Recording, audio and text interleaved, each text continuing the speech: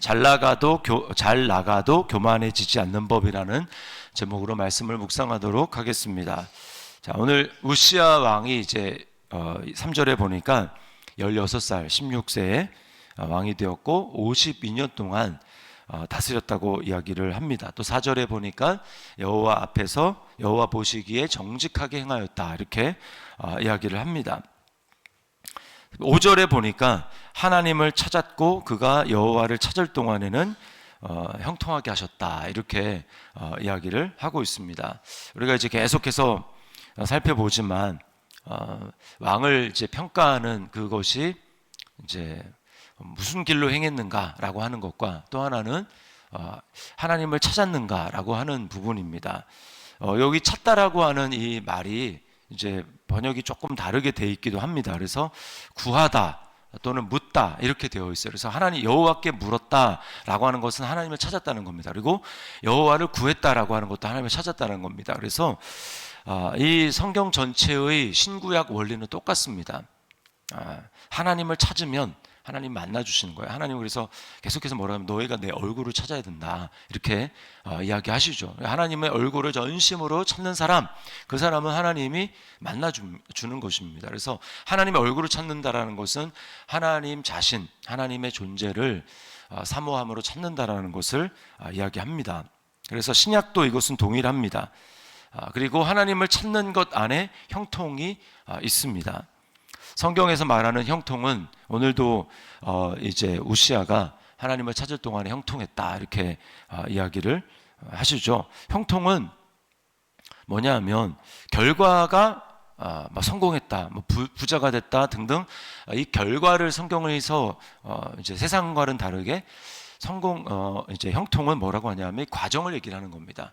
지금 상황은 아무리 안 좋다 할지라도 과정이 지금 여호와를 찾고 하나님을 구하고 있는가? 그러면 그 사람은 성경이 형통하다고 이야기를 하면 대표적인 경우가 요셉입니다. 요셉은 형들에게 팔려가지고 노예가 됐지 않습니까? 그러면 이것은 누가 봐도 세상적인 기준으로 형통한 게 아니에요. 그런데 창세기에서는 요셉을 2번이나 형통하다고 이야기를 합니다. 노예로 팔려가서 보디발의 그 집에 있을 때 요셉에 대해서 형통했다라고 이야기를 하면서 창세기 39장 2절에 여호와께서 요셉과 함께 하심으로 그가 형통한 자가 되어 이렇게 얘기를 합니다. 그러니까 결과가 아니라 결과는 지금 비참하고 결과는 지금 망했고 결과는 지금 매우 슬픈 것임에도 불구하고 지금 그 과정이 요셉이 하나님과 함께 하기 때문에 그래서 그를 형통하다, 성경은 그렇게 이야기를 하는 것이죠. 우리는 이것을 꼭 잊으면 안 됩니다. 자, 오늘 형통하게 된 우시야의 모습을 성경이 이야기를 하는데 6절과 7절에 보면 전쟁에서 승리하는 모습을 보여주고요. 또 8절에 보면 이렇게 얘기합니다. 우시야가 매우 강성하여 이름이 애굽 변방까지 퍼졌더라. 이렇게 얘기를 합니다. 그리고 9절과 10절에 보면 망대를 그가 세웠다 이렇게 얘기를 하고요. 또 10절에 보니까 물 웅덩이, 많은 가축, 농부와 과수원 지기들 이런 것들을 통해서 그가 손대는 것들마다 하나님이 부유하게 하시고 잘되게 하시고 그렇게 하셨다라는 거예요. 또 11절부터 15절에는 많은 군사들이 있었고 또 무기들을 이제 개발해서 가지고 있었다라고 이야기를 합니다. 근데 이 우시야도 지금 얘기를 했지만 형통한 이유가 하나님의 은혜라는 것을 잊으면 안 됩니다. 15절에 뭐라고 얘기합니까? 그의 이름이 멀리 퍼짐은 기이한 도우심을 얻어 강성하여 짐이었더라. 하나님의 기이하신 도우심. 어떻게 이런 상황에 하나님의 손이 함께하는가라고 하는 이 기이한, 인간의 말로 표현하기 어려운 그 기이한 하나님의 도우심 때문에 그가 강성해졌다라는 겁니다. 자, 그런데 우리는 이렇게 강성해질 때, 이렇게 잘 나가게 될 때, 그때 인간의 마음은 매우 교만해지고 싶다라는 거예요. 그러니까 하나님의 도우심인데, 하나님의 은혜인데, 하나님이 함께 하셔서 그렇게 된 건데, 중간에 과정을 싹 빼버리고, 하나님의 함께 하심을 빼버리고, 마치 자기가 잘나서 자기 능력으로 모든 것을 행한 것처럼 인간은 그렇게 간사해서 교만해진다라는 거예요. 그게 오늘 우시야도 똑같이 나타납니다. 16절을 보십시오. 그가 강성하여 짐에 그의 마음이 교만하여 여호와의 성전에 들어가서 향단에 분향하려 한지라. 예. 교만해지고 뭐 이렇게 되기 때문에 그 결과 나타나는 게 뭐냐면 자기가 뭐라도 다 할 수 있을 것 같은 겁니다. 자기가 뭘 해도 하나님은 다 용납해 주실 수 있는 것 같이 착각하는 거죠. 그래서 왕이면 왕으로서 본분에 맞게 행동해야 되는데 왕에게 허락하지 않은 분수에 지나쳐서 그렇게 행하는 거죠. 그래서 지금 분향하는 건 어디에 들어가서 하는 겁니까? 성전 안에, 성소 안에 들어간 거예요. 성소 안에. 이거 제사장만 들어갈 수 있는 겁니다. 근데 성소 안에 들어간 겁니다. 그래서 자기가 분향하려고 한 거죠. 이건 분명히 월권이고요. 하나님이 허락하지 않는 것입니다. 성경에도 끊임없이 이런 부분에 대해서 얘기를 합니다. 잘 나갈 때 조심해야 된다. 잘 나갈 때. 신명기 8장 12절부터 14절에 이렇게 얘기합니다. 네가 먹어서 배부르고 아름다운 집을 짓고 거주하게 되며 또 네 소와 양이 번성하며 네 은금이 증식되며 네 소유가 다 풍부하게 될 때에 네 마음이 교만하여 네 하나님 여호와를 잊어버릴까 염려하노라. 성경에 이제 우리가 대단하다라고 저 상황에서 어떻게 하나님을 찾는가라고 할 때 그 극단적인 거 두 가지가 있습니다. 하나는 욥이고요. 다 잊어버렸을 때, 다 빼앗겼을 때 하나님을 과연 인정하고 찾을 수 있겠는가? 그때도 믿음을 가질 수 있겠는가? 또 하나는 엄청 잘 나가고 부유하게 됐을 때 그때도 하나님을 찾을 수 있겠는가? 대표적인 게 저는 다윗이라고 생각을 합니다. 다윗. 어떤 게 더 어려울까? 참 이게 뭐라고 참 따지기는 쉽지 않겠지만 저는 조금 이제 더 어려운 게 어떤 것일까 생각을 했을 때 저는 잘 나갈 때가 아닌가 싶습니다. 정말 부유하고 잘 나갈 때 과연 그때도 하나님을 찾을 수 있겠는가? 인간이 교만하고 인간이 이제 본성 자체가 그런 거예요. 그래서 교만은 뭐냐? 하나님이 정하신 범위를 넘어가는 겁니다. 이게 사탄도 마귀도 그래서 타락한 거죠. 하나님이 정해준 딱 그 자기 지위가 있는데 그걸 넘어간 겁니다. 그리고 민수기에 나온 수많은 사례들이 있죠. 대표적인 것이 레위 사람들의 반역입니다. 고라 일당들이 나와서 모세와 아론에게 뭐라고 합니까? 다 거룩한데 왜 니네만 그렇게 잘났다고 스스로 높이느냐 이렇게 얘기한 거죠. 그래서 우리도 제사 지낼 수 있고 다 할 수 있다. 레위 사람들에게 허락하지 않은 겁니다. 하나님이 제사장을 다 할 수 있겠죠. 물론 인간적인 능력으로 그 순서를 몰라가지고 못하겠습니다. 근데 하나님이 그렇게 허락하지 않은 거예요. 제사장 딱 찍어가지고 네가 제사를 지르라. 아론이 탁월해서가 아니라 하나님이 그렇게 부른 겁니다.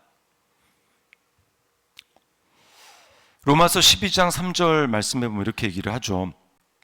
마땅히 생각할 그 이상의 생각을 품지 말고 오직 하나님께서 각 사람에게 나누어 주신 믿음의 분량대로 지혜롭게 생각하라라고 말씀을 합니다. 그래서 하나님이 부르신 그 부름 가운데 행해야 되는 거예요.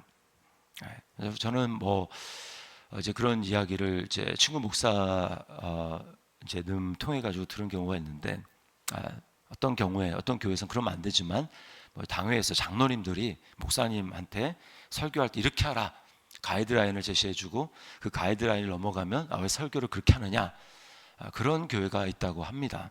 참 기가 막힌 것이죠. 여러분 그것은 명백하게 하나님이 부르신 직분과 직책을 넘어가는 것입니다. 자, 교만의 또 다른 모습은 충고와 훈계를 듣지 않는 거예요.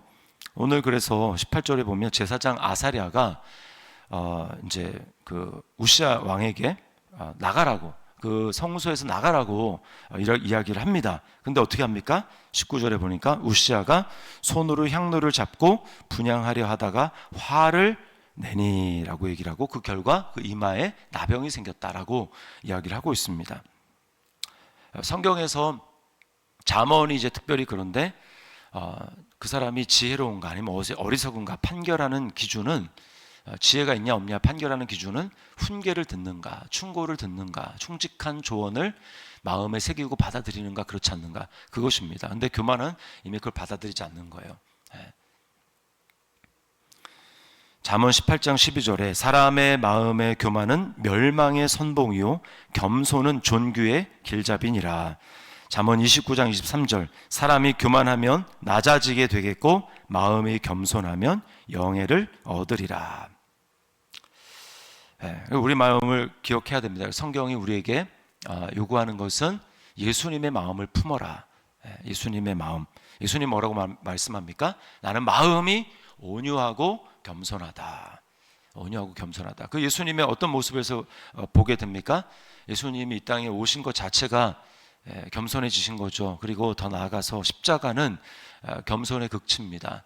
그래서 빌립보서 2장 5절부터 9절 말씀에 너희 안에 이 마음을 품으라 곧 그리스도 예수의 마음이니 그는 근본 하나님의 본체시나 하나님과 동등됨을 취할 것으로 여기지 아니하시고 오히려 자기를 비워 종의 형체를 가지사 사람들과 같이 되셨고 사람의 모양으로 나타나사 자기를 낮추시고 죽기까지 복종하셨으니 곧 십자가에 죽으심이라.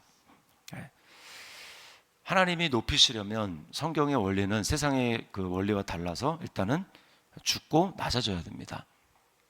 성경의 원리는 지는 것이 이기는 것이라고 이야기를 하고 죽는 것이 사는 것이라고 이야기를 하고 낮아지는 것이 높아지는 것이다 라고 성경이 이야기를 합니다. 왜냐하면 예수님이 그러셨기 때문에 그런 거죠. 그리고 하나님 나라의 원리는 다 거꾸로예요. 거꾸로.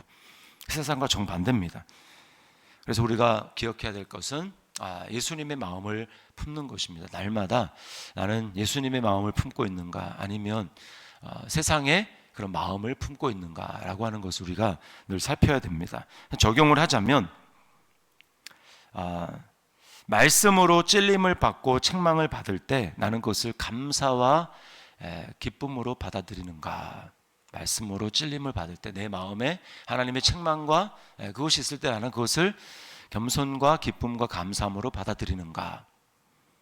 또 나에 대해서 딴지를 거는 사람이 있을 때 그것을 나를 돌이켜보고 하나님 앞에서 하나님의 음성을 들으려고 하는 그런 계기로 삼는 것인가 아니면 그 상황에 대해서 내가 스스로 해결하려고 하고 억울해하면서 그렇게 하려고 하는가.